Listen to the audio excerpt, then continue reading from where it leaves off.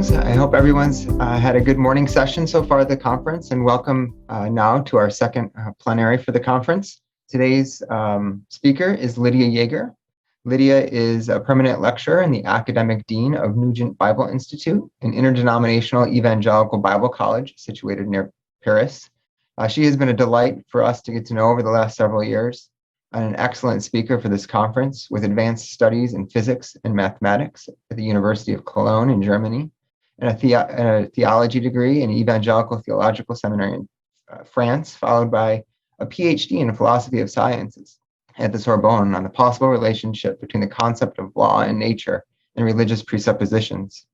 As a member of the American Scientific Affiliation, Christians in Science, the Fellowship of European Evangelical Theologians, and a founding member of the Network of Evangelical Scientists in the Francophone world, as well as a regular visitor and lecturer at Cambridge's Faraday Institute, Lydia is no stranger to these sorts of conversations. We'll be listening to her talk on science and theology as gifts of the church, how the doctrine of creation allows scientists and theologians to work together. After Lydia's presentation, we'll be hearing from Erica Carlson. Erica is a professor of physics and astronomy at Purdue University. Joshua Harris. Josh is an assistant professor of philosophy at the King's University in Edmonton, Canada, as well as Thomas H. McCall, who is the Timothy C. and Julie M. Tennant Chair of Theology at Asbury Theological Seminary. Tom is also the former director of the Henry Center and a founding figure of the Creation Project. So we're glad to have all of you with us today. And now, Lydia, I'd like to hand it over to you.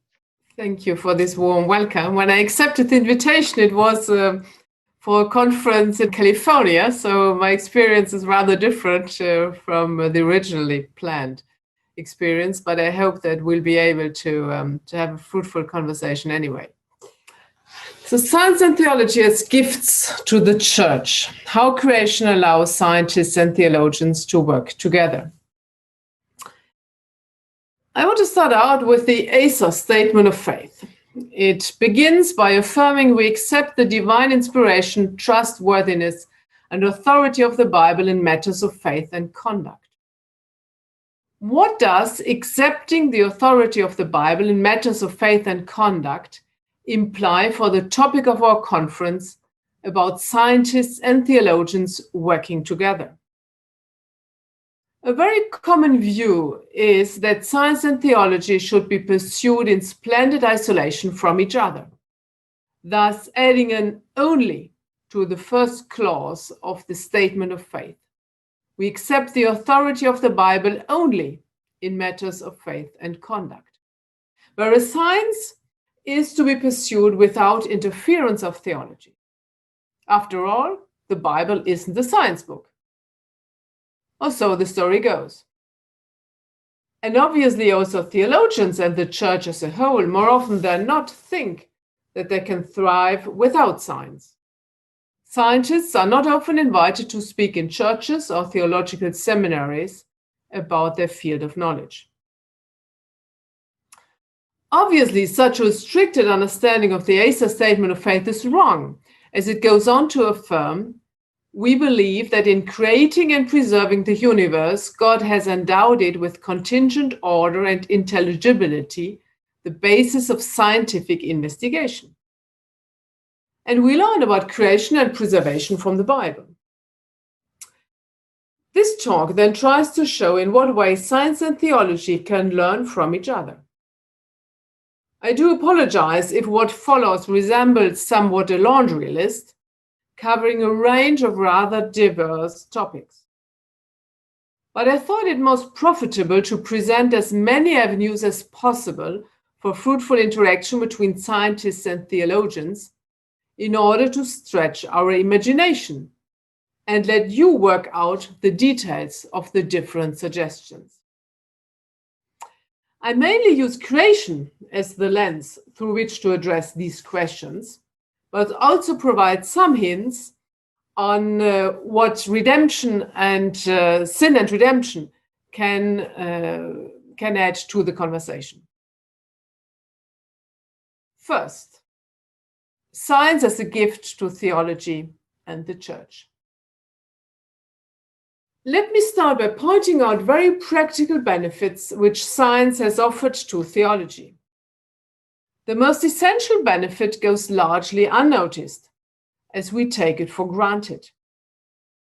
Scientifically informed medicine has hugely expanded the average time span during which theologians, like other humans, are able to live healthy lives and thus to pursue their work. Resources provided range from a pair of glasses, which allow middle-aged and older scholars to continue to read and write, to sophisticated medical drugs and treatments which allow to heal or delay so many illnesses which took their toll in previous ages, and lest we forget, continue to do so in other less privileged places on our planet even today. Humans are the most precious resource in any enterprise. What would be left if most theologians and pastors, evangelists, missionaries were unable to continue to work beyond 40 or 50? What a hindrance to fruitful gospel ministry. Science also provides technical resources that are useful for theological studies. Computers capable of handling large databases have made significant contributions in the study of the biblical texts. Allow me to provide just one example of the kind of new evidence that has emerged in theology using computer tools. Richard Borkham, in his Jesus and the Eyewitnesses, studies the frequencies of Jewish personal names in the New Testament Gospels and Acts, and compares them to current knowledge of Jewish names in the ancient world. You can see some of the figures obtained on the screen. This study was only made possible by the extensive use of IT tools. What it shows is that the Gospels contain relative frequencies of personal Jewish names which correspond to the situation in Palestine at the time. A future difficult to produce for anybody who might try to invent such stories. This then demonstrates that the gospel writers had access to first-hand information about the life of Jesus. Second, beyond providing tools for theology, science offers knowledge which theologians would be better off using. It is rather uncontroversial that science, understood in a very broad sense, can and should inform exegesis, insofar as one considers linguistics, archaeology, and ancient history as scientific disciplines. The use of knowledge gained through natural sciences is a much more delicate subject, and opinions may well vary among us. Without trying to present much argument for my position, may I just outline my current thinking on this issue? The heart of the matter lies, in my view, in striking the right balance between two methodological principles. When it comes to establishing the meaning of a text, exegesis proper should only be constrained by knowledge accessible to the human author himself. Only in this way do we take seriously the historical character of divine special revelation. In a second step, knowledge not available to the human author may inform exegesis as an external motivation for checking the solidity of our understanding. God doesn't contradict himself. Thus, knowledge gained from natural revelation and knowledge gained from Scripture can't be in opposition. Therefore, when we encounter a contradiction, something has gone wrong in the process of interpreting revelation. In this way, scientific knowledge, when it contradicts convictions which we have reached by reading Scripture, can legitimately challenge our understanding of the text. But beware, this is not a one-way process. The apparent contradiction may just as easily result from an overestimation of what we know in terms of science. Thus, scientific knowledge may provide a corrective for exegesis, but also theology may provide a corrective for the sciences. More on this later.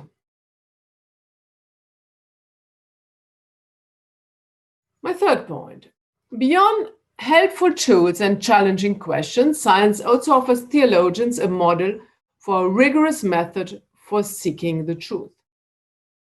To be sure, the differences between science and theology on a methodological level should not be underestimated. Nevertheless, there are similarities as well. Both domains have an ultimate source of authority. Natural order, explored by observation and experiment for natural science. Scripture for Christian theology. And in both fields, the construction of theories and knowledge from the ultimate source of authority is not a straightforward inductive process. Background assumptions and research paradigms prevalent in the scholarly community play a vital role. Science has an impressive success record, and theologians may well benefit from paying close attention to what they can learn from scientists in terms of method. This is even more so for evangelical theology, as it has a stronger emphasis on facts than liberal forms of Christian theology. The French Enlightenment philosopher and scientist Descartes considered that regular exposure to mathematics would help him in his critical thinking. As a preparation for his intellectual aesthetic undertaking, which would lead in due course to his famous Cogito ergo sum, Descartes writes, "I reserved some hours from time to time which I expressly devoted to the solution of mathematical difficulties." I sometimes tell my theology students that we should introduce a compulsory math class in our curriculum. In general, they aren't very pleased at the prospect, but I side with Descartes and consider that immersion in mathematics and rigorously conducted science is an excellent training field for logical thinking and stringent problem solving. Fourth, our culture is heavily influenced by science and theology.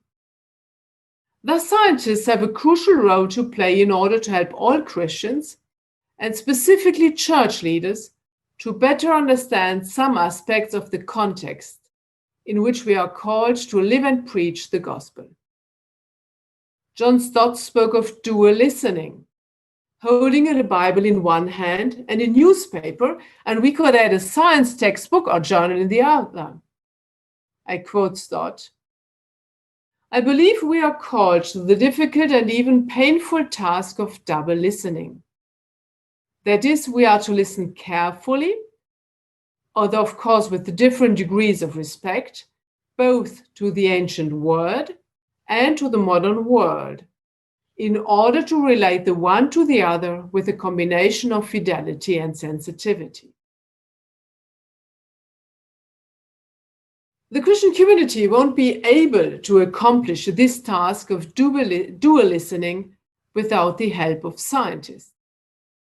Examples abound. Christians are called to care for the nature around us which God created. But how can we do this effectively without an appropriate understanding of the natural order? Medical science has had an enormous impact on human experience at the beginning and end of life. There are numerous ethical questions unheard of even a century ago, but which now face us due to our increased technological capabilities. None of these essential ethical concerns can be appropriately answered without drawing on expert scientific knowledge. Fifth, often our worship centers on redemption. But Psalm 104 and other nature psalms teach us that our worship can and should also feed on creation. Adoration of the Redeemer God goes hand in hand with praise for the Creator. The vision of the throne in God in Revelation is punctuated by grandiose choruses which celebrate both creation and redemption. In as far as creation has its legitimate and specific place in praises sung by the redeemed, science has its contribution to offer for private and communal worship. Science leads us to a more precise understanding of creation and provides us with deeper insights into God's work in nature. But I fear that far too few of our church communities are aware of the gift which science has to offer. Obviously, we need to ensure that our worship doesn't become elitist, in that it would only be understandable for those trained in natural sciences. But overall, scientists are very good in popularizing their findings. Thus, they would certainly find ways to nurture our praise of the Creator God if they were invited to do so. It would also help the Christian scientists themselves, as it would encourage them to overcome the compartmentalized, if not schizophrenic posture, which many adopt, keeping their faith at arm's length from their scientific work in the lab. For believing scientists in the early times of modern science, it was normal to expect that their new scientific findings would further worship of the Creator. Let me provide you just with one example. Johannes Kepler, whose 3 laws of planetary movement were decisive for the formulation of Newton's physics, concludes his first significant book, The Secret of the Universe, by the following admonition to his reader. Now, friendly reader, do not forget the end of all this, which is the conception, admiration, and veneration of the most wise Maker. For it is nothing to have progressed from the eyes to the mind, from sight to contemplation, from the visible motion to the Creator's most profound plan, if you are willing to rest there, and do not soar in a single bound and with complete dedication of spirit to knowledge, love, and worship of the Creator. Therefore, with pure mind and thankful spirit, sing with me the following hymn to the architect of this most perfect work. And then follows a hymn to the glory of the Creator, inspired by Psalm 8. For Kepler, therefore, there are 3 layers in scientific work: observation, rational theory construction, and worship of the Creator. Theologians and scientists need to work together in order to reclaim the 3rd level, the most noble goal of all scientific endeavor. And I want to move to my second major part of my talk. Having examined several ways in which science can be gift to theology and the wider church community, let us now turn to possible venues for theology to make a constructive contribution to science. Whoever endeavors to claim any fruitfulness of Christian theology for science encounters the formidable objection that science is practiced by scientists of all faiths and none. Is this not proof enough that theology has to be kept out of science? I beg to differ. Yes, science is perhaps the most successful interfaith and interethnic project in our contemporary world, which is so often torn apart by religious conflicts and ethnic conflicts dressed up as religious. But this doesn't mean that theology has no positive role to play in science. To begin with, the doctrine of creation was influential in the birth of modern science. Why then should Christian theology have no resources to offer to science today? Of course, the very same doctrine of creation explains the possibility of doing science without explicit reference to God. This is because, contrary to animistic or pantheistic worldviews, creation establishes a clear distinction between the divine and the world, so that it becomes possible to describe nature in terms of reference defined by creatural things themselves. But distinction doesn't amount to separation. Theology draws on the word of the very same God who created the world that science explores. Thus, it may well have some insights to offer to scientists. I want to enumerate 5 of them. So, theology as a gift to science, first, setting the metaphysical framework for science. It wasn't by happenstance that modern science emerged in a context deeply steeped in the Christian worldview. Admittedly, we need to guard ourselves from monocausal explanations. There were other highly influential factors in the emergence of modern science. But the Christian mindset played a crucial role, as presuppositions of the scientific method sit well with the biblical understanding of the world and of humanity's place in it. Let me present 3 examples of how the biblical worldview provides a metaphysical framework for the scientific method. First, one of the defining features of modern science is the role of planned experimental activity. Roger Coates, who oversaw the publication of the 2nd edition of the Principia, writes in the preface, "From this fountain, the will of God, it is that those laws which we call the laws of nature have flowed, in which there appear many traces indeed of the most wise contrivance, but not the least shadow of necessity. These, wherefore, we must not seek from uncertain conjectures, but learn them from observations and experiments." Second, not only did the new experimental method feed on creation, but also, perhaps more surprisingly so on science.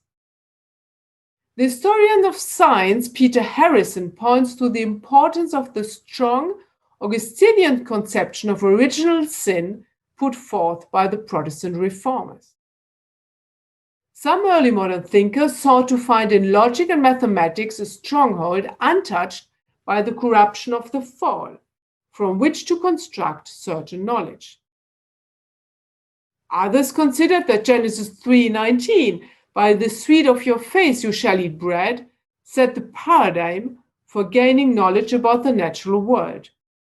Through laborious and cooperative experimentation, the Adamic curse could be at least partially reversed. The experimental philosopher Francis Bacon illustrates this view. Bacon writes, "For man by the fall fell at the same time from his state of innocence and from his dominion over creation. Both of these losses, however, can even in this life be in some part repaired. The former by religion and faith, the latter by arts and sciences." Thus, contrary to those who link the emergence of early modern science to the Enlightenment's optimism, Harrison considers that, I quote, "the birth of modern experimental science was not attended with a new awareness of the powers and capacities of human reason, but rather the opposite, a consciousness of the manifold deficiencies of the intellect, of the misery of the human condition, and of the limited scope of scientific achievement." Third, creation from nothing implies that all that exists is created by God. The order instituted by the Creator applies without exception to the whole natural realm. Therefore, the reign of laws of nature is universal and allows for exact mathematical description. Galileo famously affirmed that the book of nature is written in mathematical letters.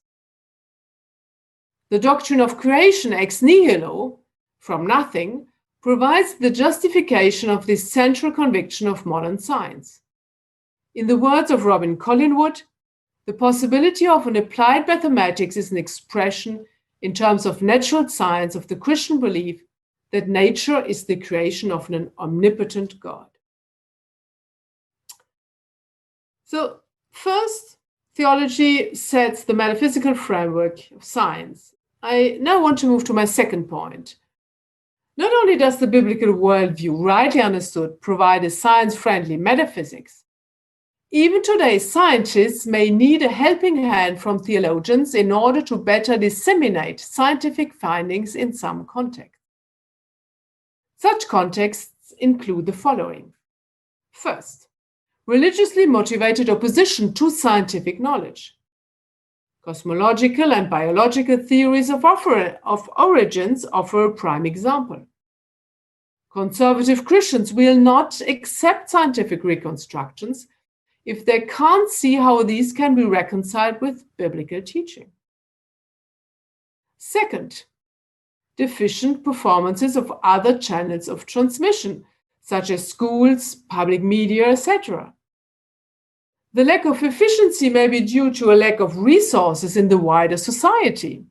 Missionaries in developing countries have long been involved in furthering of school teaching, including science classes and public health education. It may also be linked to the rapid expansion of scientific knowledge in a certain field, which implies that more usual contexts of science teaching are insufficient.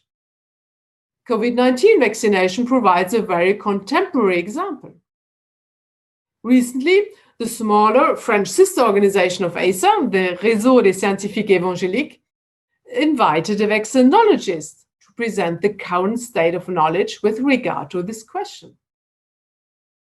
And the leadership team in my own local congregation is laboring to help members, in particular those with health risks, correctly understand the risk-benefit balance of vaccination. Probability calculus is not the most easily understood part of mathematics, and well-informed church leaders may help in reaching population groups which are not easily accessed through other channels and allow them to grasp what is at stake. Third, ideological biases and influential lobby groups rendering the objective search for truth arduous. Ideologically motivated resistance to scientific truth is not the privilege of believers alone. Strong societal trends may make it difficult or even impossible to conduct open-ended research and to voice results which go against the consensus. It is probably safe to mention gender and post-colonial studies as fields where many seem to know in advance what conclusions should be reached. Research into possible long-term consequences of abortion on mental and physical health is another example. Christian scientists involved in these areas need strong pastoral support in order to follow the evidence wherever it leads and to stand by the truth.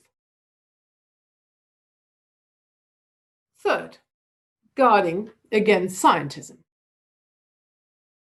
Setting science in the broader framework of biblical thought helps us to see that science can't describe all of reality. It can't offer a theory of everything. For to begin with, God escapes any scientific description. He just will not submit to the canons of scientific experimentation. You shall not put the Lord your God to the test, as Jesus sharply replied to the devil when he pushed our Lord to experimentally test the reliability of God's promises. Humanity being created in God's image, it is to be expected that at least some aspects of their nature are also beyond scientific grasp. Scientism is an ideological extrapolation from science, a quasi-religious worldview. It often finds its most fervent defenders among popular writers who aim to make scientific knowledge more widely known. But working scientists are perhaps not totally immune to the temptation to overestimate the promises which their professional expertise hold. Thus, some help from theologians may be welcome, reminding scientists and the general public alike that there are limits to what science can achieve. A more modest approach to natural science will also help to unmask a second idol, that of reductionism. The idea that all sciences can ultimately be reduced to one fundamental science. Not only can science taken as a whole not describe exhaustively all of reality, but also no single scientific discipline can pretend to encompass everything that is scientifically accessible. Each discipline uses a restrictive research methodology which is appropriate to its specific focus of study. Some questions occupy center stage, others are neglected. Even within disciplines, reductions do not always succeed, but there is a notable tendency to pass over such restrictions when teaching students, and even more so when explaining the results of science to a wider public. How many students of physics are aware of the fact that the second law of thermodynamics, stating the rise of entropy, is not derivable from microscopic physics? And few other lectures, I fear, who explain to their students that macroscopic quantum effects and superfluidity can't be derived from first quantum physical principles.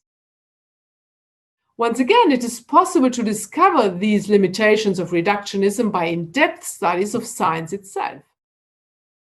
But as they're often overlooked by scientists, theologians may provide precious help in order to unmask the idols of scientism and reductionism.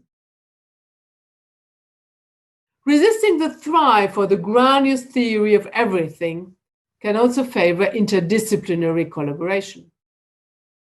When we no longer believe that our scientific domain offers the answers to all interesting questions, nor that it sets the standard for the scientific method, we understand the crucial importance of multidisciplinary projects, such as, by the way, this conference is.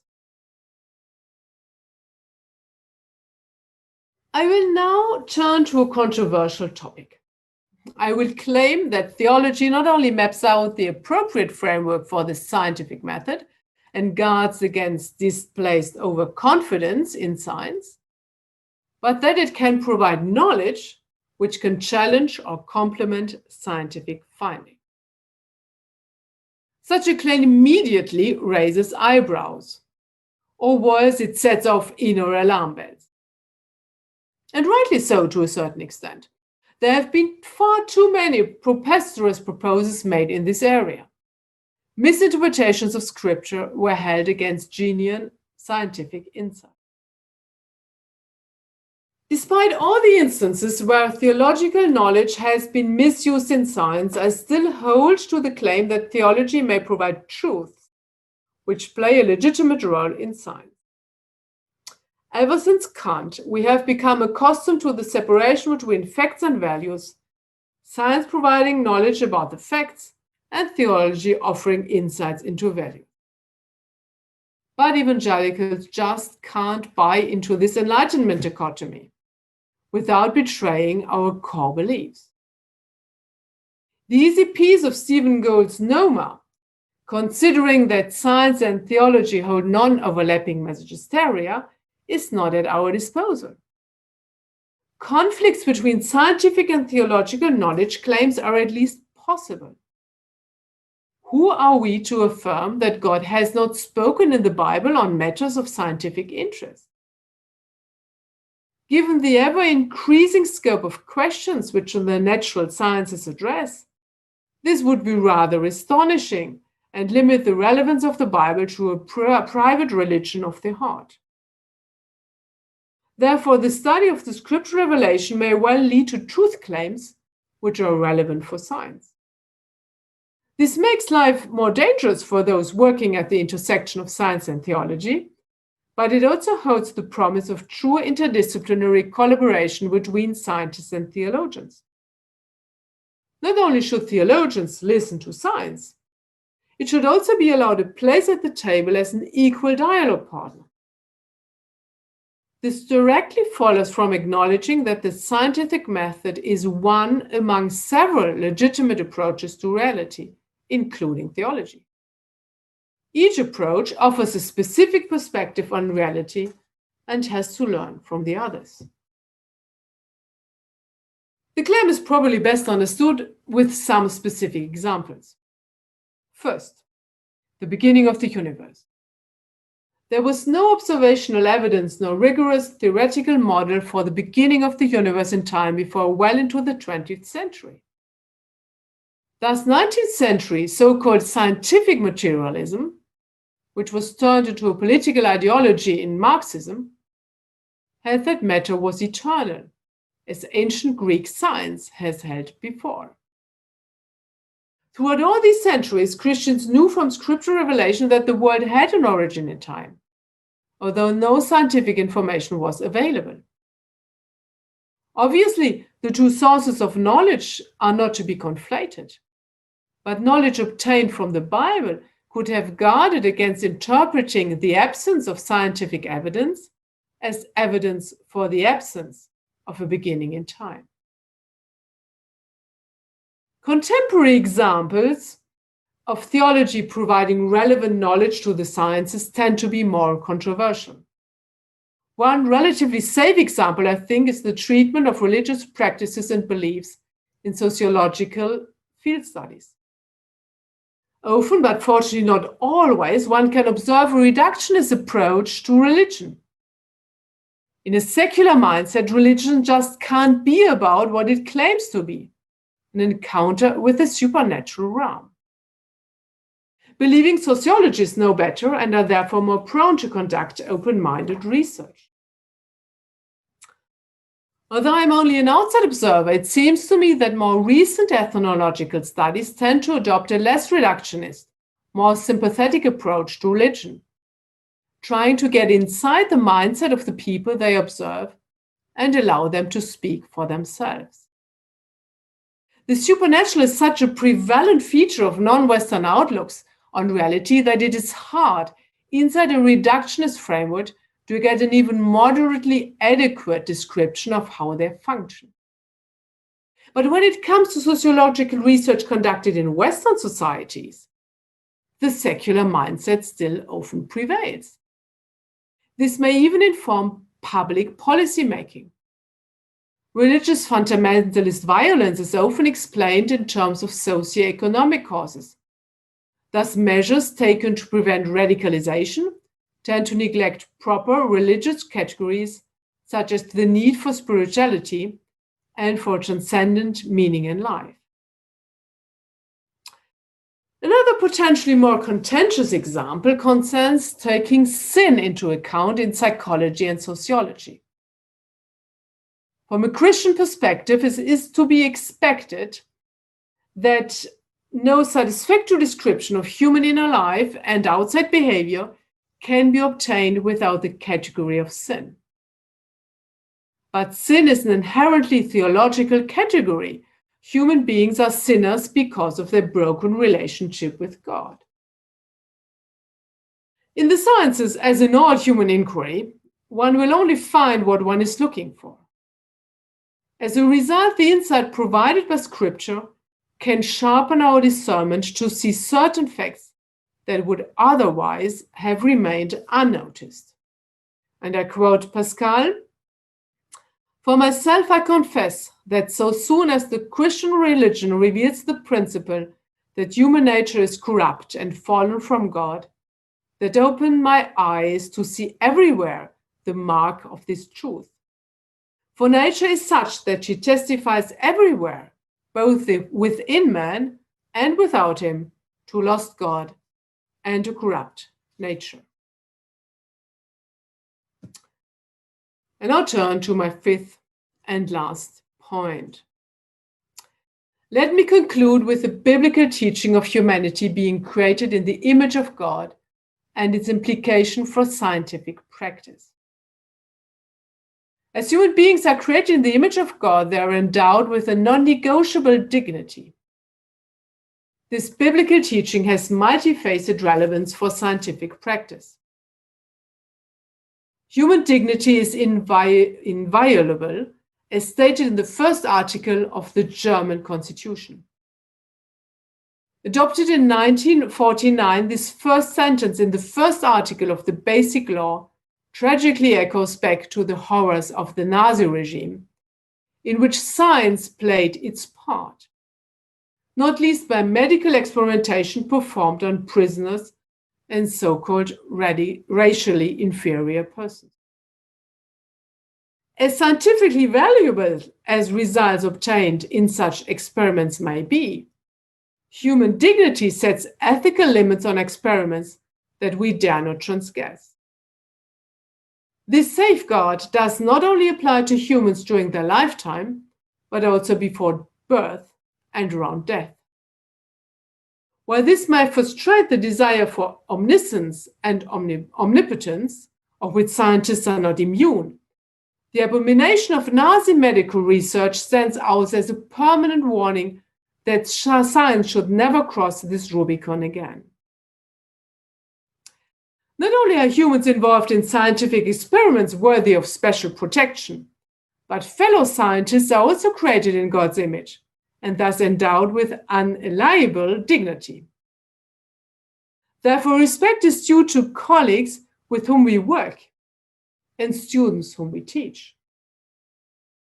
The believing scientist should exhibit a special concern for furthering not only his own career, but also for the prospering of those working in his team. Paul's admonition is right on target for the competitive enterprise of science.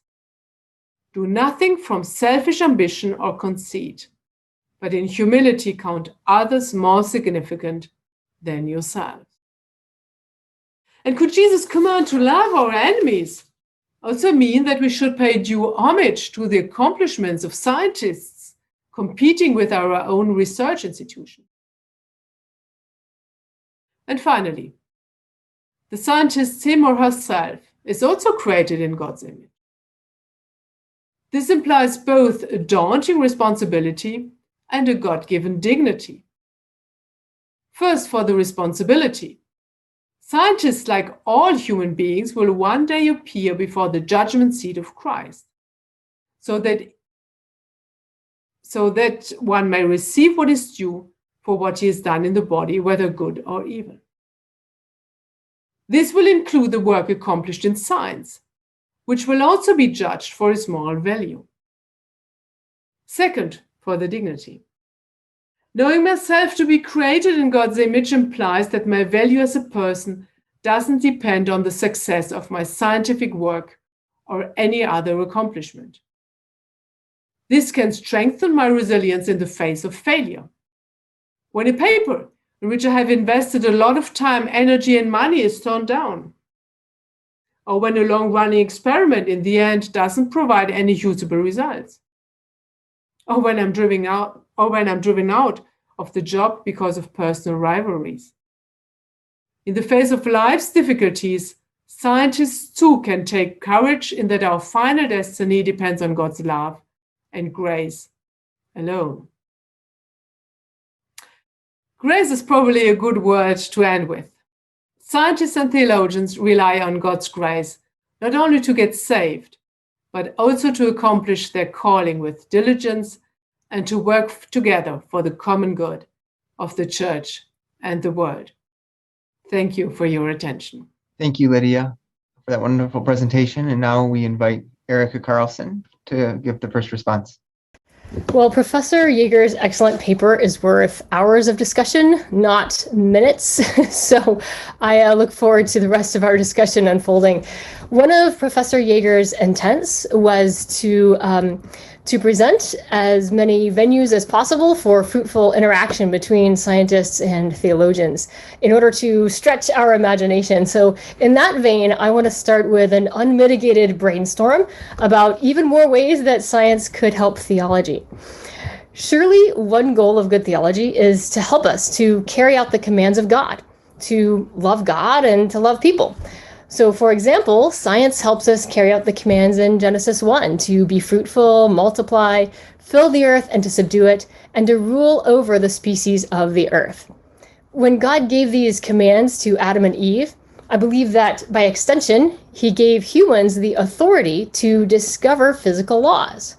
Why? Because knowing more about how the world works helps us to carry out his mission, to care for the earth and to care for all the species on the earth. Science also helps to love people by helping us to raise the standard of living of the entire world. There are a lot of examples, but we could say, for example, clean water, medicine, the vaccines, which are so important today, and electricity, to name a few. All of these things help us to carry out God's command to love people by improving their lives. Another way that science supports theology is by helping us carry out the Great Commission. Certainly, travel has contributed to this immensely. It's much easier for us to move around the world now than it was 100 years ago. It's also much easier to get messages around the world than it was 100 years ago. With our understanding of the laws of electricity and magnetism, we used telegrams and then telephones and then radio and television broadcasts to spread the message of the gospel around the globe. Now we use the internet and cell phones. For example, the Jesus film by Crew is using a new technology that they call the New Life Box.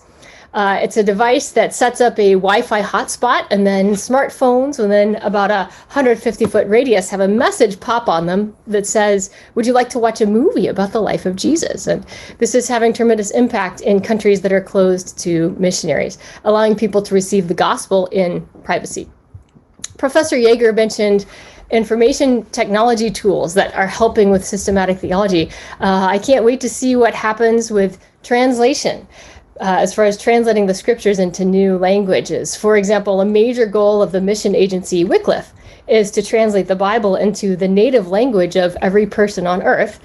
I can't wait to see what they can do with the new tools that are coming from artificial intelligence and deep learning as it applies to language translation. Another way that science helps us carry out the Great Commission is by teaching people how to find the truth. As a professor of science, I not only do science, but I also teach the younger generation how to do science.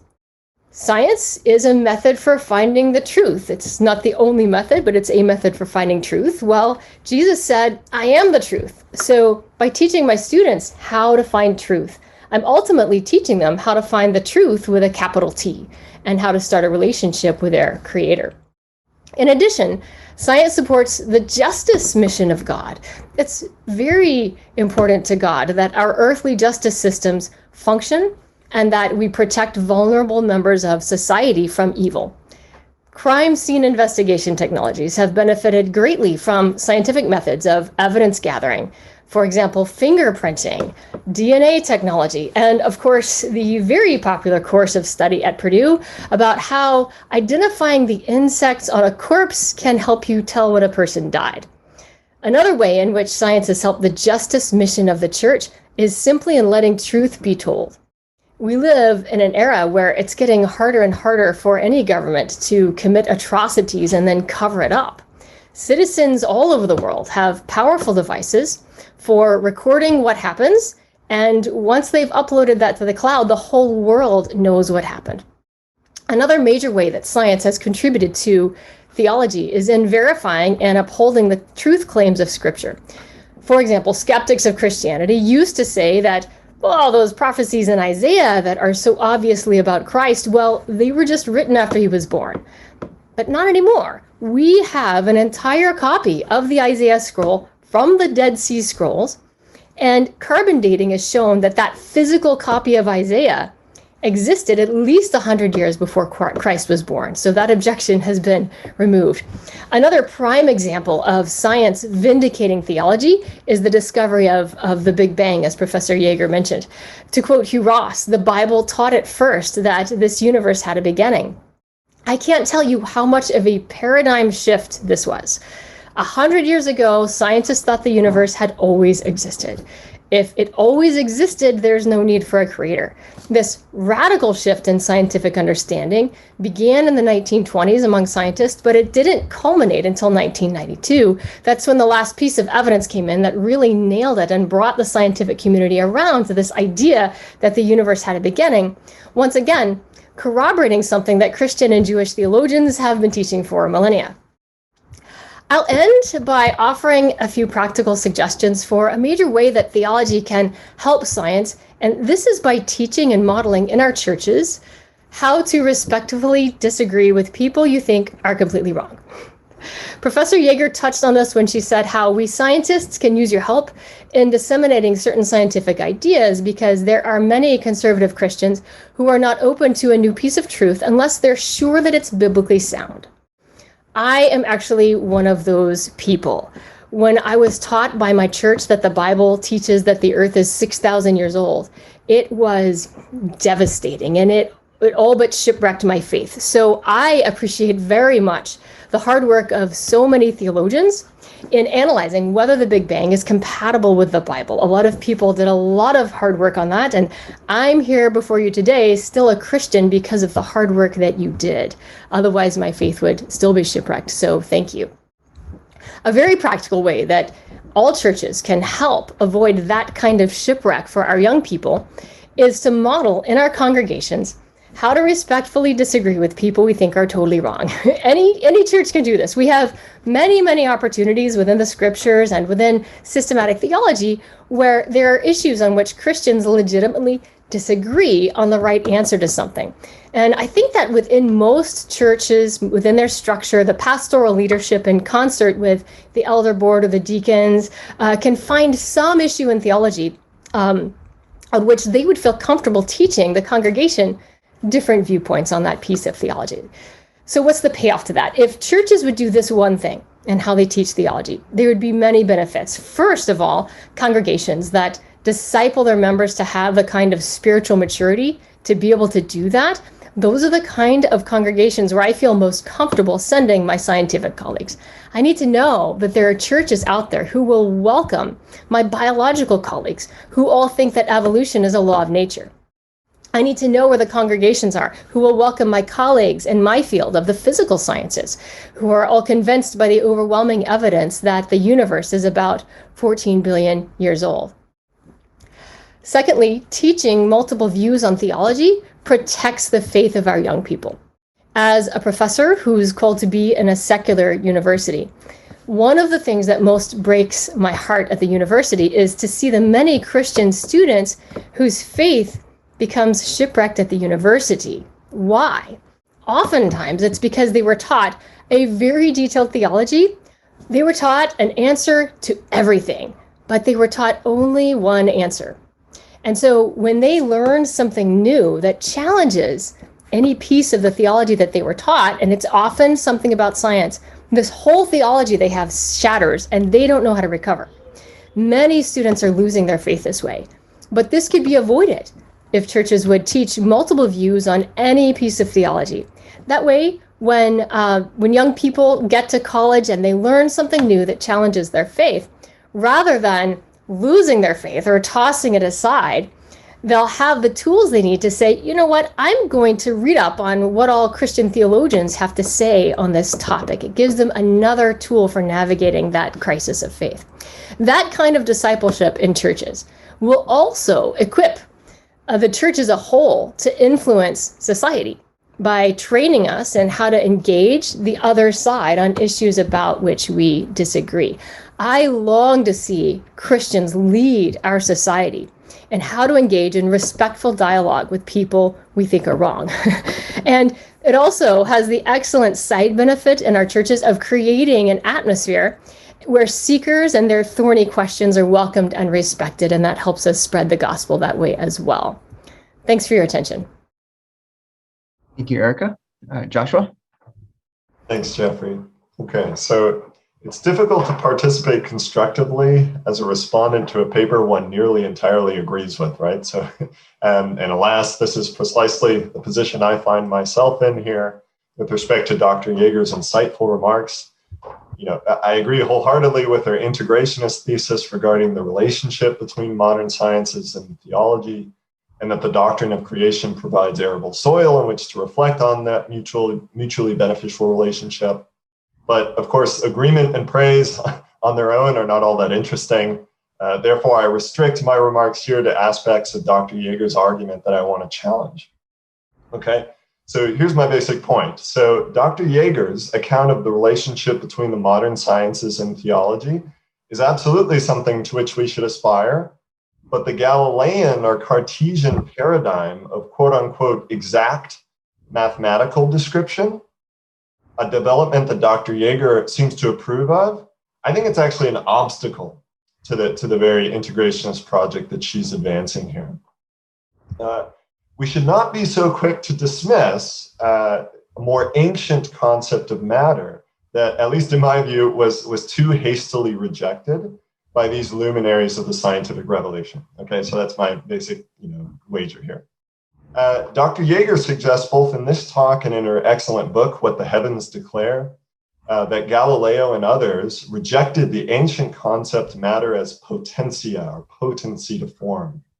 That is, an ineliminable feature of material substances, which makes like perfectly exact, like exactly precise mathematical descriptions impossible. So like the way it works in Aristotle is that for any material object, it's a composite of matter and form, right? So, and it's, so if say you have a spherical object, it can't be perfectly spherical. That doesn't really make sense if it's a material object for Aristotle, because just to be material is to have kind of that imperfection built into the substance itself, right? So we can call it a sphere, right? It's at least it's spherical, but if it were perfectly spherical, then it actually would cease to be a material object altogether. It would just be a form, right? Okay, now Galileo rejected this in favor of a view in which it was quoted by Dr. Jaeger, namely that the book of nature is written in mathematical laws. Okay, that's quite different from what Aristotle is saying.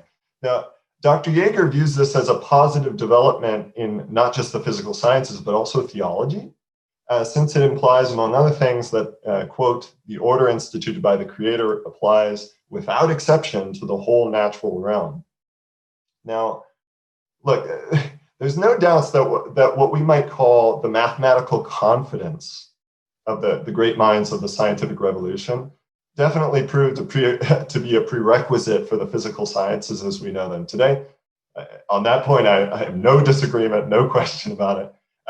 But I think we should distinguish such a disposition of confidence, like mathematical confidence, from a thesis of metaphysics or philosophy of nature or natural theology, a thesis that might be true or false, right? And I think when we consider it as a thesis, I think it is either trivial or false, this interpretation of the Galileo thing. The thesis is trivial if it is simply the conviction that mathematical descriptions track the real world. Okay, so even in the Aristotelian tradition, all material substances are necessarily ordered to one another in accordance with what Aristotle called the accident of quantity. Okay, that's fine. And there's great diversity in this tradition, but you know, you go to the great luminaries like Ibn Sina, Aquinas, Scotus, they're all going to say that, right? They're all going to say that quantity is a feature of the real world, is a feature of material substances. But of course, the principal figures in the scientific revolution, like Galileo, Descartes, and others, they weren't content with this sort of like trivial interpretation of this, right? They wanted to break with the scholastic tradition altogether. In particular, its account of material substance as again, a composite of matter and form. This is very explicit in these guys. So Dr. Jaeger offers a conveniently brief, but I think a powerful illustration of this difference in paradigms in her book, when she cites Galileo's two chief world systems with approval. The relevant passage contains a fascinating dialogue between Simplicio, who's one of the interlocutors here, who represents kind of the ostensibly Aristotelian position that I described before, that mathematical descriptions merely approximate their forms, right? Sorry, mathematical descriptions approximate material substances. And that's because of matter's potency to form. The world just kind of is messy in that respect, according to that Aristotelian. Now, Salviati, who's another interlocutor in this dialogue, rebukes this position as, quote, bereft of reason. Okay. So it's like, you know, not pulling punches. And according to Salviati, to be so bereft, and I think Salviati, by the way, is the voice of Galileo here. According to Salviati, to be so bereft is, quote, the state of anyone who would say that the material sphere, like the material object that is spherical, somehow does not touch the material plane in exactly one point, which is what the geometrical definition gives you, right? If the plane touches the sphere in more than one point, according to Salviati, it's just not a sphere, guys. You know, we can give it. The problem is not giving an exact mathematical description. We can do that. It just so happens that the object that we're describing is just not a sphere. Okay, and so I have the passages, but it's going to take too long for me to read them. So I hope that's enough to like distinguish that sort of Aristotelian position where, like, due to the relationship between matter and form, matter is always only approximation to its form, to its mathematical description. Whereas Salviati says, like, no, we can give exact descriptions. It's just that, sometimes they're not, sometimes they're just not spheres, like in this case, right? Okay, so we can talk about that more. I don't know if it's too quick, but I think Dr. Jaeger is correct when she remarks in her book that Salviati's and therefore Galileo's position amounts to something like a revolutionary assertion, namely that the book of nature is written in mathematical letters. That is not what the Aristotelian tradition would have said, no question.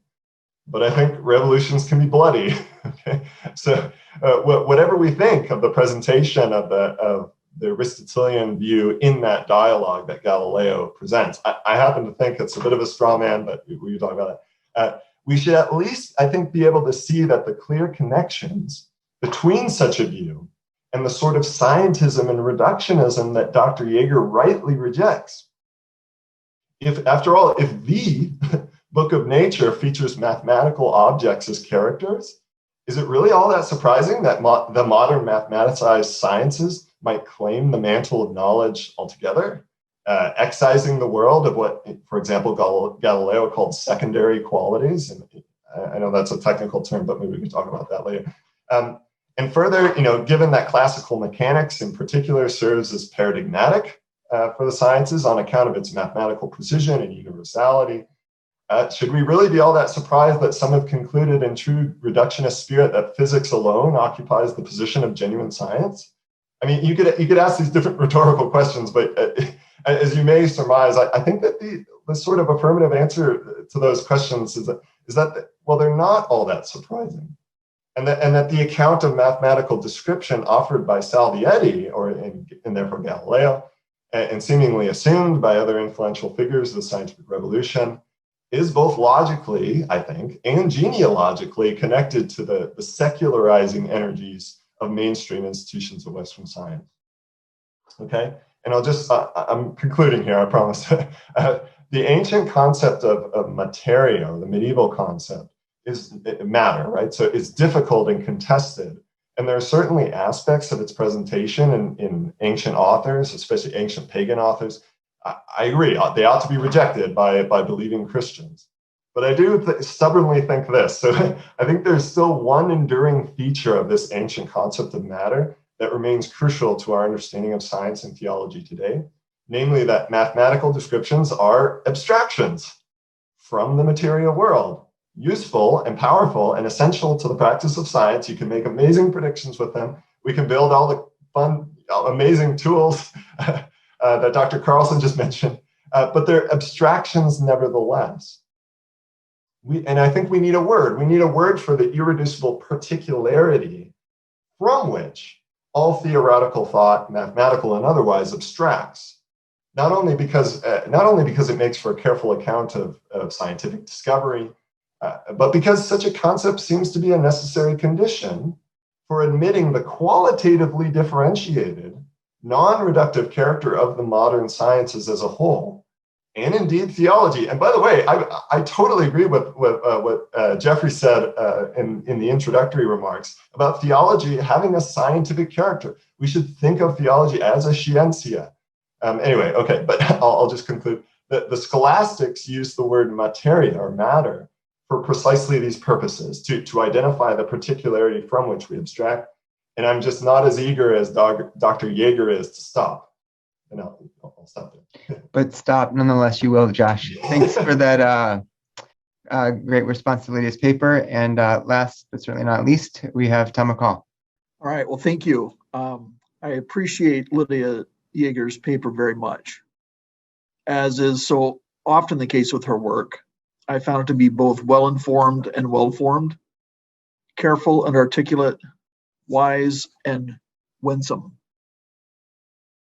In this wide-ranging piece, she helpfully points up several important ways that science benefits theologians and theology. And she also makes a strong case that theology helps to establish, promote, and guide science. Overall, I'm very much in sympathy with what she says. So basically what Josh just said at the front end, ditto that. Now, perhaps it's standard at this point to focus on any remaining quibbles that I might have with her paper. Instead, I want to do something related, but perhaps just a bit different. Rather than focusing on any areas where I might have questions or where I might even disagree, I want to press Lydia and all of us to think a little further in a related but slightly different direction, and I hope it's not a distraction.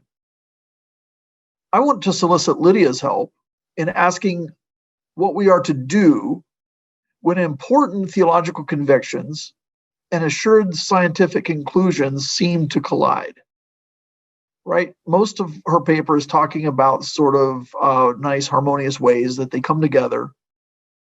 But how are we, and by we here, I mean Christians committed to both theology and to science, to move forward when it looks like some important theological claim seems to contradict a scientific claim that seems incontrovertible?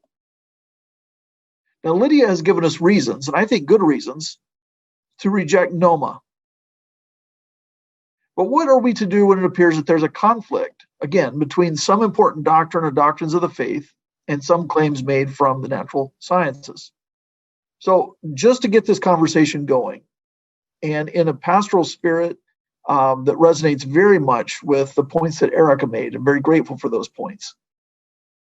Let me offer some modest suggestions for further discussion. First, we should just slow down, take a deep breath, and then commit to a close and careful analysis. Is this a genuine conflict? Is there really a contradiction between some theological claim T and some scientific claim S? Or is the contradiction only apparent and illusory rather than real? Now, let us be clear about what a contradiction really is.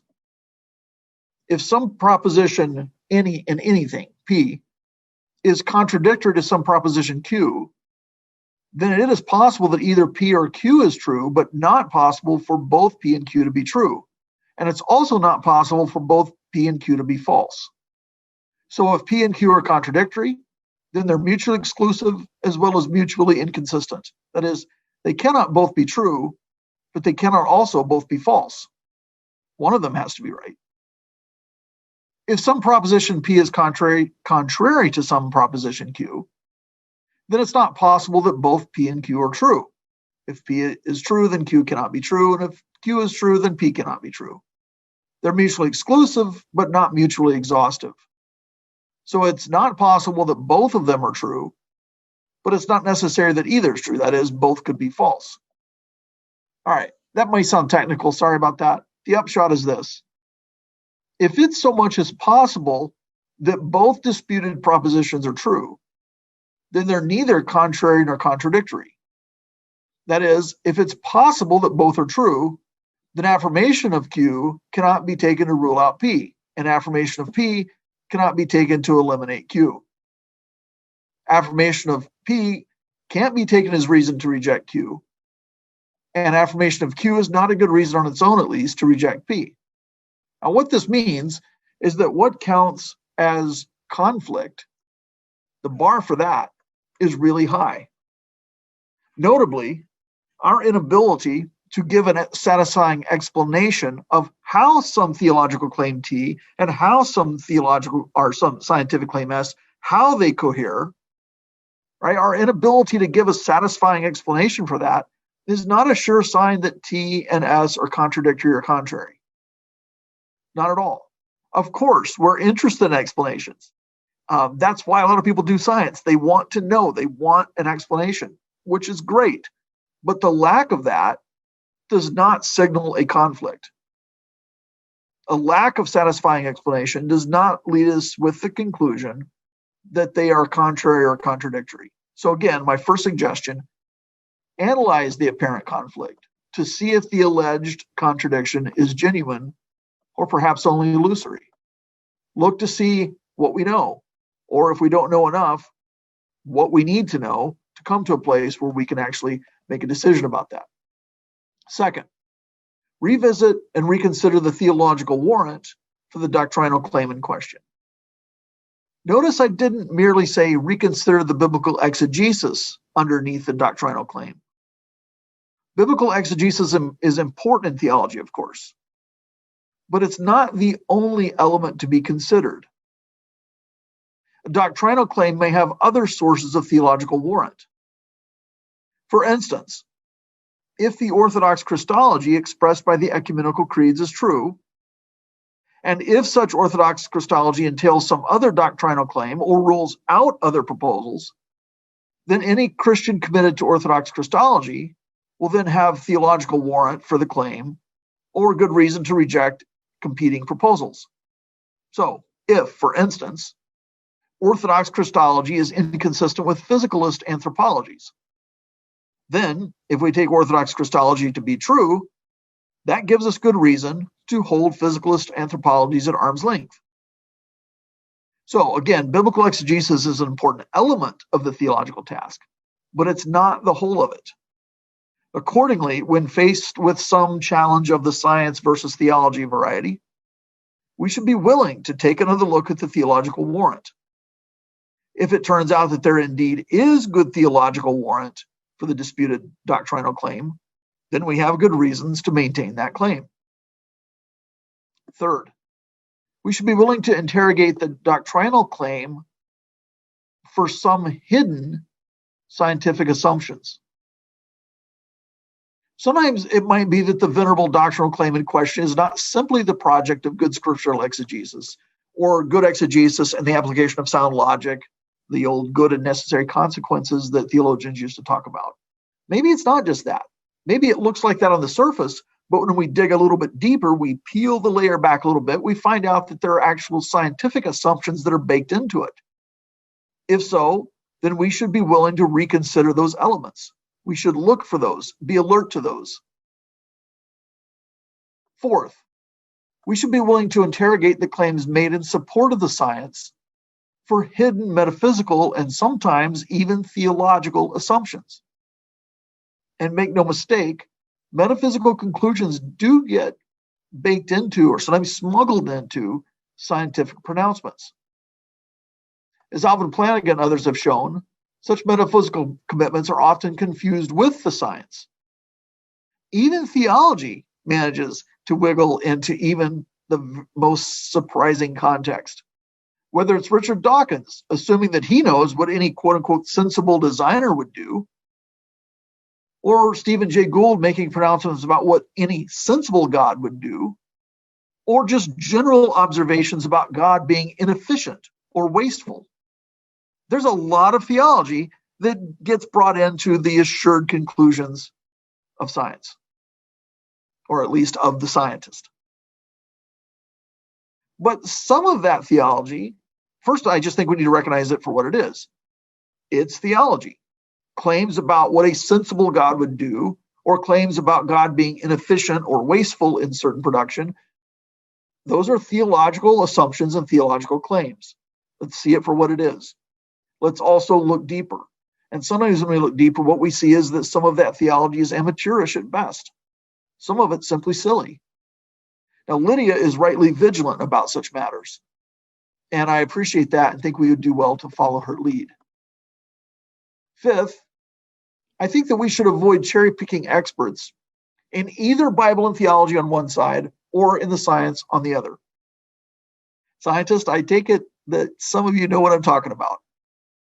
Think of the apologists for young earth creationism. And I don't mean to suggest that all young earth creationists do this sort of thing. I know they don't. But just as an easy example, think of the apologists for young earth creationism who invoke the authority of their favorite geologist. Well, our hero has a PhD from prestigious university of super good science and awesome technology. So there. Now, if you know enough about the geology to know that the science being promoted by this geologist is not respected by other specialists in geology, you're likely to be a little bit frustrated with this, or maybe more than a little bit frustrated with this, even if the hero does have a PhD from the prestigious university of super good science and awesome technology. And if you see people appealing to this geologist as an expert in, say, astronomy or chemistry or biology or physics, you might not only be frustrated, you might be a little turned off or even turned away. Well, theologians have a similar reaction when some scientists appeal to the work of, say, some favored Old Testament scholar or New Testament scholar or anyone else who is considered the anointed authority on all matters hermeneutical and theological. If those theologians know that the work of, say, the anointed Old Testament scholar is actually widely rejected by his colleagues, even in his area of specialization, they can be understandably frustrated by the fact that their brothers and sisters in the sciences keep referring to him as if he settled everything. And when the theologians see the anointed Old Testament scholar being cited on matters far from his area of expertise, say New Testament studies or historical theology, well, you get it. We need to do better. We can do better. And that's one reason why meetings like this one are so very important, and why I, as a theologian and a theologian with pastoral sensitivities, am very, very grateful for these opportunities. Sixth, we should pay due attention to the philosophical issues at stake. Put simply, we just can't afford to ignore the metaphysics. Joshua's comments just prior, I think, are exhibit A of this. And my own experiences in the theology and science conversations have led me to the conclusion that both the theologians on the one hand and sometimes the scientist on the other would benefit. Sometimes we'd benefit a fair bit from the tutelage of philosophers of science and metaphysicians. And finally, I suggest that we should be patient and always and ever committed to charity. Lydia's own work is exemplary in this regard, and I would love to hear more from her on the practical aspects of how we might proceed with the appropriate conviction, and yet also the modesty and charity that should be hallmarks of our discipline. In conclusion, once again, let me just say how grateful I am to Lydia Jaeger, and indeed to all of you who have gathered here for this really important conversation. I hope I'm making it clear that as a theologian, I need you, and I'm truly thankful for you. Thank you, Tom. Thanks, Josh and Erica as well. And now we have opportunity for Lydia to offer a 10-minute rejoinder, and then we'll be taking questions from the audience. First of all, I want to thank Dr. Carlson, Dr. Harris, and Dr. McCall for their reflective reading of my paper and their thought-provoking responses. I have to be short, and I need to be very selective in my response. I will first outline a quick rejoinder to Joshua Harris' comment, and then concentrate on one theme which is common to Erica Carlson and Thomas McCall. So first, a quick rejoinder to Joshua Harris. So Joshua presents a skillful apology for the scholastic concept of matter. He claims that modern secularism and scientism is linked to its rejection by the founding fathers of modern science. He's right on spot in singling out this disagreement between us. And he graciously refers to my book, What the Heavens Declare, in which I have tried to explain my conviction that precise mathematical sciences are exactly what one would expect in a world created by a wise and omnipotent creator, and why they don't offer an argument for secularism, quite to the contrary. Very quickly, some reasons why I continue to resist the rehabilitation of the scholastic concept of matter.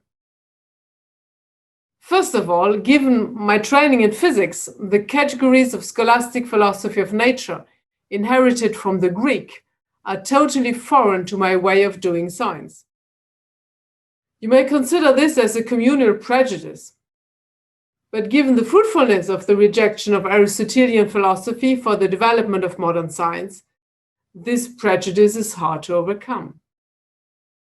And I disagree with Joshua when he takes the conviction that mathematical descriptions track the real world to be trivial and shared by Aristotelians. For sure, pre-modern science also used mathematical methods, but causal explanations were the prerogative of natural philosophy. Thus, mathematics could only tell us how something behaved, not why it did so. The rules framed in mathematical language were more akin to calculation tools than to universal laws of nature in the modern sense. Second, I'm impressed by Hermann Dooyeweld's analysis of pagan ground motives versus the biblical tripartite motive of creation, fall, redemption. According to Dooyeweld's analysis, the metaform antithesis is an instance of the antithetical structure which necessarily arises when humans don't acknowledge the transcendent ground of all being, but instead deify a part of created reality. As Dooyeweld famously stated, any idol that has been created by the absolutization of one aspect of reality evokes its counter-idol. Third and last, I consider that imprecise laws, or even more generally indeterminism, is neither sufficient nor necessary for non-reductionism. And therefore, precise mathematical laws of nature don't support secularism. This conviction is partly due to my Calvinism and partly due to a perspectival model of the sciences. Each particular science adopts a specific point of view, a specific method. It captures a certain dimension, but does not provide a complete description of reality. This understanding of the sciences takes some clues from Popper's book, The Open Universe, and more specifically, it bears similarities to the conception which Stephen Horst has developed under the name of cognitive pluralism. Cognitive pluralism takes scientific laws to be idealized descriptions of the real world that highlight the dynamic principles that underlie real-world kinematics. This conception is both realistic, laws are invariants in the real world, and cognitivist, laws are part of our representations of the world. Therefore, yes, I agree that mathematics is an abstraction from the real world, but that doesn't amount to return to the metaform antithesis. Second, some thoughts on how to handle contradictions. Let me now turn to Erica Carlson's and Thomas McCall's comments on my paper. As I can't interact with the wealth of their propositions and suggestions, I will concentrate on one topic which, interestingly enough, surfaces in both papers: the questions of what to do when conflict emerges. Tom very generously requests me to provide some insights on how to make progress when faced with conflicts between theology and science. In order to save my face, I could say that this is a topic for another paper, which I can't deliver in the couple of minutes left. A truer answer is that Tom himself has done a very fine job in his short response, and I would have a hard time improving it. The best which I can do is to offer some developments on two of his own suggestions. First, on the importance of the creeds. In my paper, I had focused on conflicting conclusions drawn from biblical exegesis. But Tom is right in pointing out that the conflict may also arise from doctrinal statements. In fact, the resistance should even be stronger when the conflict arises from doctrine, instead from exegesis alone. True, Scripture is our final authority and doctrine is subject to Scripture, according to the Reformation principle of sola scriptura. But doctrinal statements, if they are well crafted, enshrine central faith commitments derived from major biblical themes, which many generations of biblical scholars and believing Christians weighed in the balances and found firmly established. Thus, whereas we may change our minds on the meaning of this or that biblical passage, we should not give up lightly truths that historic Christianity has deemed important enough to include in the creeds. Second, on the importance of philosophy. I agree with Tom that we just can't afford to ignore philosophy of science and metaphysics. when thinking about science and faith. When I started out in this field towards the end of my theological studies, I quickly realized that I couldn't get very far without thorough training in philosophy of science. It finally took me to do a PhD in philosophy of science. In particular, it's hugely important to understand the methods used in science in general and in the different special sciences in order to see, in fact, what we can really know scientifically. Quite a few so-called contradictions between science and theology evaporate as soon as one has a better grasp of epistemology, and thus knows what the sciences and theology can and cannot achieve. Tom warns us against metaphysical conclusions which get smuggled into scientific pronouncements all over the place. And even more so, science is itself a theory-laden activity. There just is no science which is totally worldview neutral. It always functions inside a communal paradigm with its ideological commitments, as Thomas Kuhn reminded us. Last but not least, I want to comment on Erica's very personal and challenging reminder of how important an appropriate attitude in the face of conflict can be in order to help young believers not to get shipwrecked. Part of the strategy that she advocates consists in teaching multiple theologies. Erica longs to see Christians lead our society in our how to engage in respectful dialogue with people we disagree with. Yes, and amen. But beware, it's not well-established truth unanimously accepted on the side of science and multiple theologies on the other. Both science and theology are in the business of seeking the truth. Both know of long-standing disputes. And both have developed communal practices which should allow us to resolve disputes and get ever closer to the truth. The Apostle Paul provides a very provocative model here.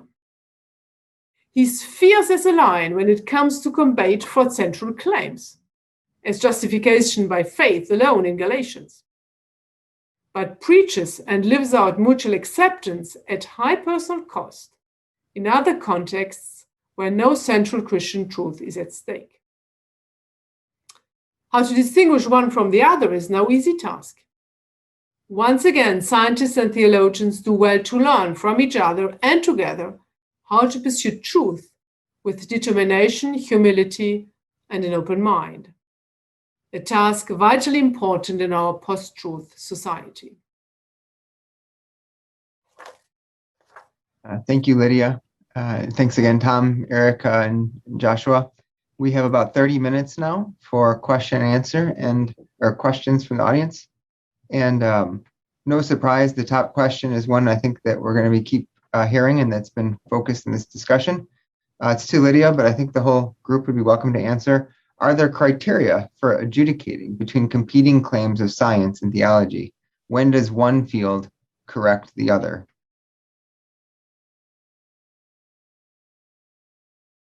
I think Tom's answer already laid out some criteria, and I tried to develop some of these. I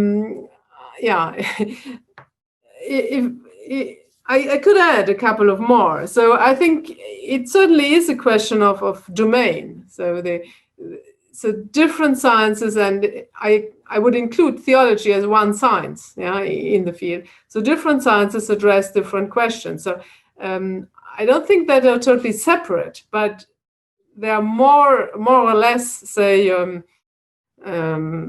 experts or concerned with this or that question. And therefore, obviously, I will listen, say, more to, say, an epistemologist when it comes to, say, understanding the dynamics of the current pandemic.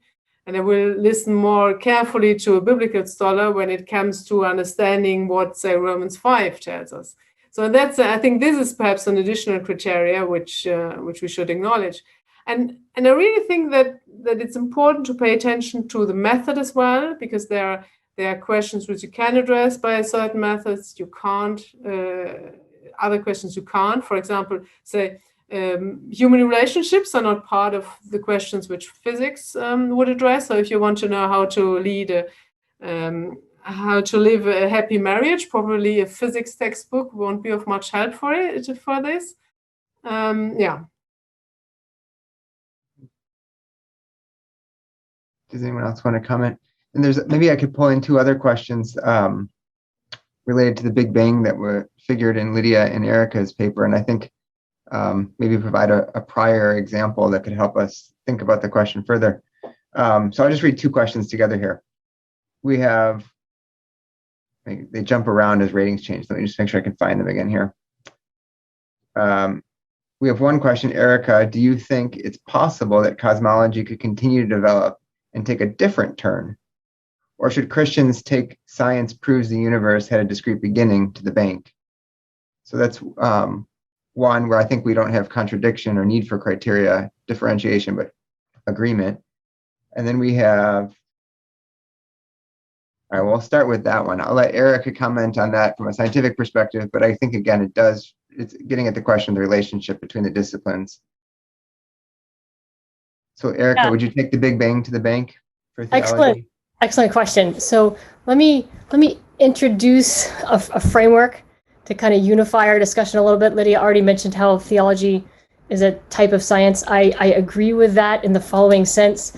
Both science and theology deal with what's the scientific method? It's basically have an idea and then test it against data, right? And for us, the data is taken from experiments or observations. In theology, it looks pretty similar to me. I'm an outsider looking in, but it looks pretty similar to me that you have, in systematic theology, for example, you're trying to come up with ideas about how to organize the data that you have, which includes scripture and oftentimes includes things like archaeology and the historical context, that sort of thing. So there are definite similarities there in that we're inductive about it, right?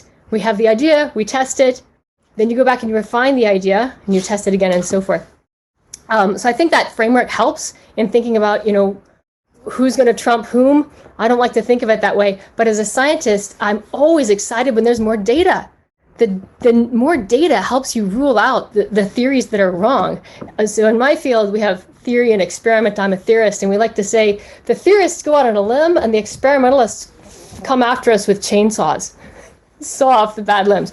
So the thing is that anytime you get more data, it's an opportunity to learn and refine the theories. So this partnership, I think, is tremendous because it allows both scientists and theologians to broaden their own data set that they're willing to look at, which I think is a great way to progress. Considering the Big Bang specifically, and will cosmology move forward?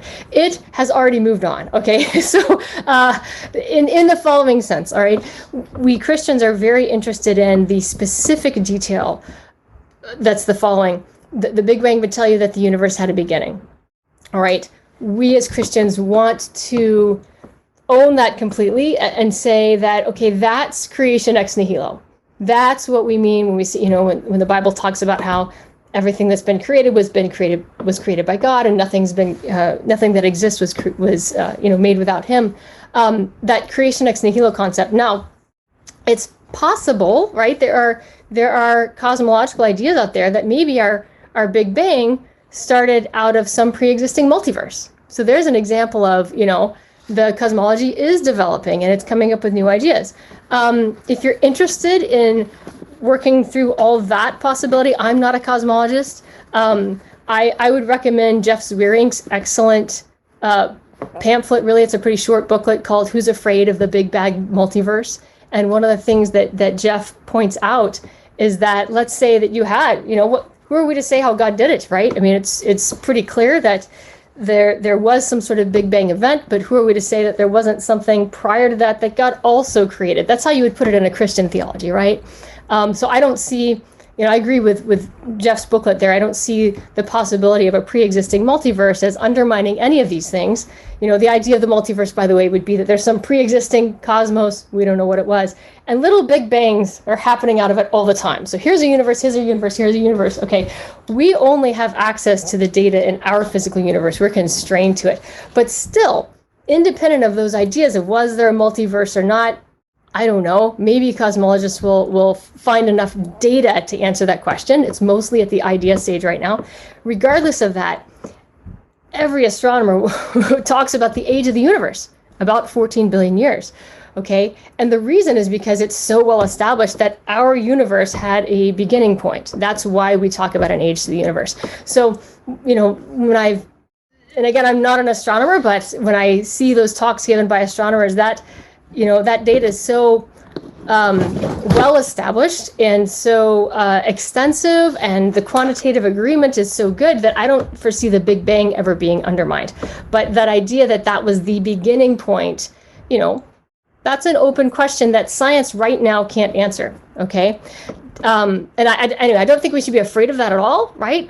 The Lord can do things however he wants. And to my mind, the fact that, the Big Bang is already so well established is plenty good enough to affirm, in the beginning, God created the heavens and the earth, right? That's a creation event in my mind. Even if science can't quite run the whole thing backwards, it's kind of like if I filmed a video of me throwing a baseball through a window, okay? And the video is like this, the ball's coming in, and right here's the window, the edge of my screen, and then the video cuts out. That's kind of like our knowledge of the Big Bang, okay? We can run it backwards in time, and then right before the beginning, within the Planck's constant time frame of the beginning, we lose predictability. So technically we lose predictability. On a very practical sense, I have no problem saying that was the beginning, in the same way that we all would in looking at this video of a baseball heading towards a window and then it cuts out at the end. It's a pretty reasonable conclusion that ball is going to break the window. Thanks, Erica. Anyone else want to comment on that question for Erica and the Big Bang? Yeah, but I could just add that although I think that the Bible teaches a beginning of our world in time, we should not conflate creation with beginning in time. And Aquinas pointed out very helpfully that even an eternal world, if that makes sense at all, but even an eternal world would need a transcendent creator. So. And Josh, I know you were going to talk, but I also saw your head nodding. Were you going to say something similar, or you have a word to add? Almost exactly that. So that cosmology is not metaphysics. When you're asking about the contingency of existence, you're left with the same question, even if there's a temporally infinite series. Why is there a temporally infinite series? It existed. That's the kind of metaphysical question if you're asking, if you're the Ibn Sinas and the Aquinas and the Scotuses of the world, right? Like the serious metaphysicians. So that, I totally agree with what Dr. Jaeger just said. We should keep those questions distinct. Great, thank you. And this is actually related to the other question I was looking for. Lydia, you noted that Christians believed, contra the prevailing silence, that the world had a beginning in time. Aquinas had noted, however, that the doctrine of creation does not contradict a universe with an infinite past. So humility from theology is also called for, but as in science, this is not very popular. How do we encourage more humility in both science and theology? I think that's a good question for everybody. Yeah, so I'm not an expert on Aquinas, but what I understand from Aquinas is that he believed that we know from revelation, from special revelation, that the world had a beginning. But as the best available knowledge at his time was that the world is eternal, therefore he looked for, or he reflected on the situation of an eternal world, eternal matter, and then concluded that on a metaphysical level, there's still a need for a creator. Humility, that's an important point. Perhaps I could link it to something I didn't say when I was asked about the criteria. I think it's important to think about criteria, or to think about, say, humility, etc., and try to set out rules. But in the end, it's not rules. It's not explicit rules. It's an art, and it's learned in communal practices. This is a point also made by Thomas Kuhn. So I don't buy all the Kuhnian picture, but I think he was a very serious historian of science. And it's worthwhile reading his book, in fact, just not knowing the summary of Thomas Kuhn's book. And it really shows that when you get trained in a scientific discipline, when you're a student, you come into a community, and in this community you learn to act as a member of this community. And this is much more than just applying any rules.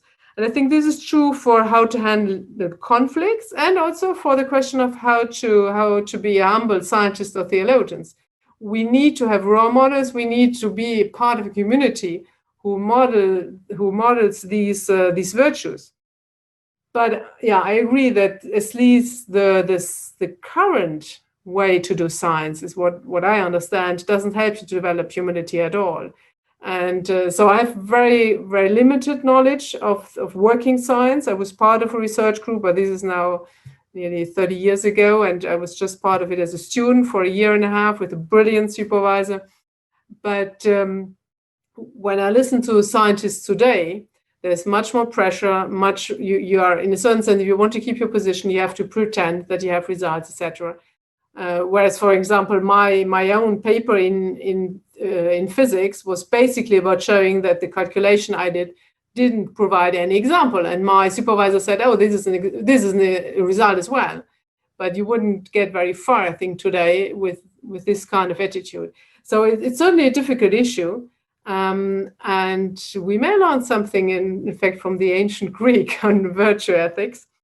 On this, but yeah, you only learn it in community, and you learn it by role models. Josh, Tom, or Eric, do any of you want to comment on modeling humility in our intellectual communities? I think of the famous words of the great theologian Thanos in Infinity War, when he says, "I too am extraordinarily humble." So I just think it's the kind of thing where it's something we need to always sort of perpetually be in repentance of when we're not, and search of together. And one of the real cures of that, one of the real aids in that, I should say, is, I think, open dialogue with people who have different disciplines, but also of different views, I think is really helpful. Thanks, Tom. I'll move on to another question here. In the US, we currently have a crisis of respect for authority, whether scientists, politicians, or church leaders. The adulation of autonomy has created a type of antinomianism which rejects all authority. As evangelical scientists, how can we assuage this problem?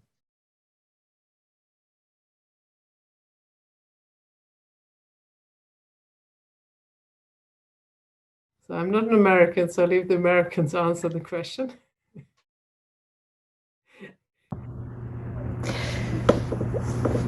This is a great question, and I wish I had more time to think about it. So you're getting a very, this is one of those questions I haven't heard somebody ask me before in a live event. But, my first response as a scientist is that there's how we actually behave, and then there's how we want to behave. So first of all, as far as how the humility thing, I don't hear my colleagues sitting around and discussing that virtue as something they should aspire to. I wish they did. I certainly benefit from when, the community operates in a more humble manner. And we as scientists have more respect for the people who can say, I put forth this idea and later data showed that it was incorrect.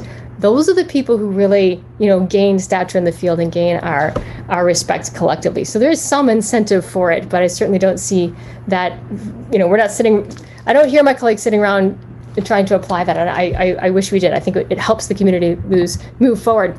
In that same vein, we are, in a sense, we do have to be beholden to the data, right? And so, in fact, I was just listening to a lecture by Richard Feynman this morning about what the scientific method is, and he encapsulated it great. He said, look, you have a guess, you make an idea, and then you test it against data, and the data can show you're wrong, okay? And so the way we aim to operate is the criterion, and we try not to operate in an authority-based manner. Now, functionally, it's helpful to have some authority structures in place. But ultimately, when we as the scientific community are at the cutting edge, right, we're not going on, we think this is true because Joe said it's true, or we think this is true because Sarah said it is true. Science, when you come to a conclusion, ultimately any lab that has the equipment should be able to reproduce those findings. And any theorist who knows that mathematical technique should be able to reproduce the entire calculation. So it all hangs not back on authority, but on the actual nuts and bolts of how you got to the conclusion. And it should all be very transparent how you got to that conclusion. So we try not to rest on that. Now, we have authority structures set up clearly, right? I mean, I'm a professor, right? I have multiple degrees that I got under my belt that helped me, gain the stature and the credibility to get to the position that I'm in. And then after that, there are various, other stars you can get and things like that. And so those are helpful for the training of the junior people in the field, right? Then who should be your teachers that you should be listening to. But ultimately, so for example, right, when I'm giving a science lecture, it's almost all math, okay? Math is a big player in science. It's not the only player. It's actually, Joshua mentioned math as the character. I would state it differently. I would say the physically measurable quantities are the characters. And we often, but not always, use mathematics to describe it. We can use other languages like any spoken human language or drawings and things like that, visualizations, computer simulations. I'm not sure if you'd call those math. But when I'm deriving things on the board for my students, they don't believe the answer because it's me saying it. They believe the answer because they've checked every single detail, and I notice because if I make mistakes, they tell me right away, okay? So in principle, this is how the scientific community wants to work, not authority-based, but evidence-based the whole way, the evidence of the data and the evidence of the mathematics itself, the derivations. I have a question that's directed at you. How do we avoid accusation of cherry-picking theologians, given that there's often no universal consensus on most theological and biblical matters, unlike in science? And that's a great question. Sorry, Erica. Who is that a question to? Specifically to Tom, related to his comment about cherry picking, but I think it's kind of right. It follows up nicely on Erica's last comment about science is evidence-based. But it's directed at Tom specifically, but Lydia and others are welcome to respond as well. Go ahead, Tom. I will. But Erica, if you want to follow up on that, okay. And also Lydia, I feel a little bit awkward having a question come to me when you gave the great paper. So if you want to jump in at any point, just say so. Well, I guess a couple of comments on this, and I'll preface it by saying I don't know if there's any surefire like 3-step formula that's going to ensure that no bad cherries ever get picked on either side. And I think we could broaden this the other way too. So there's the practical question that's here, sort of how do we avoid this? And I think we could pitch it the other way as well. How do we avoid, to theologians and biblical scholars, how do we avoid cherry picking, sort of just reaching for, hey, some scientist says what I want to say, what I want to hear. That's the right view. And then I just sort of easily appeal to that. And I don't have a formula. I just think on the practical side of it, this is where we need each other. We need to be in dialogue with one another. We need communities. So we're not just always relying upon one voice that might be great in some area, but underinformed or ill-informed in others. I just think we need to work together. I know it may sound cop-out. It may just, I know it's vague, but I think it's right. I do want to just push back a little bit though on what was the phrase that was used, universal consensus in the sciences and not in theology. That's right. So no universal consensus on most theological and biblical matters. Yeah, I guess I'm, as opposed to the science, right? Correct.